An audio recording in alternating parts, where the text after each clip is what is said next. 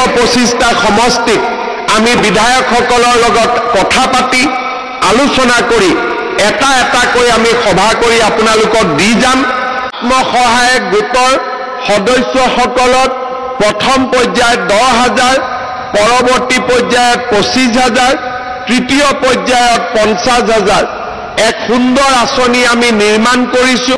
যোৱাকালি বিহালীত তাৰ আৰম্ভ হ'ল।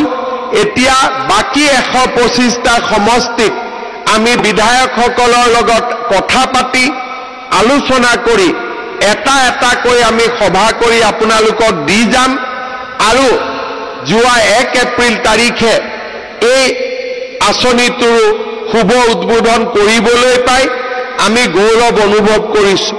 সমষ্টিৰ আই মাতৃসকলকো মহিলা উদ্যমিতা আঁচনিৰ চেক আপোনালোকক প্ৰদান কৰিবৰ বাবে মই ইচ্ছা প্ৰকাশ কৰিম। পদ্ম হাজৰিকা ডাঙৰীয়াই মোক যিটো দিনেই দিয়ে সেই দিনটোতে আহি আপোনালোককো মই এই চেকসমূহ বিতৰণৰ মোৰ প্ৰতিশ্ৰুতি 10,000 টকাকৈ বিতৰণ কৰিম। বাকী সমষ্টিবিলাকতো আমি এনেকুৱা একোটা অনুষ্ঠান আয়োজন কৰিম। মই সকলো মন্ত্ৰী বিধায়কক কৈছো যে মোৰ পৰা একোটাকৈ ডেট ল'ব লাগে আৰু সেনেদৰে আমি সমষ্টিবিলাকত গৈ মহিলা উদ্যমিতা আঁচনিৰ ধন বিতৰণ কৰিম। মহিলা উদ্যমিতা আঁচনিত প্ৰথম বছৰ আমি 10,000 টকা দিম, অৰ্থাৎ 2025-26, 26-27 চনত আমি আৰু 25,000 টকা দিম। 12,500 বেংকৰ পৰা আমি লৈ দিম, 12,500 আমি দিম আৰু সুদ দিব নালাগে।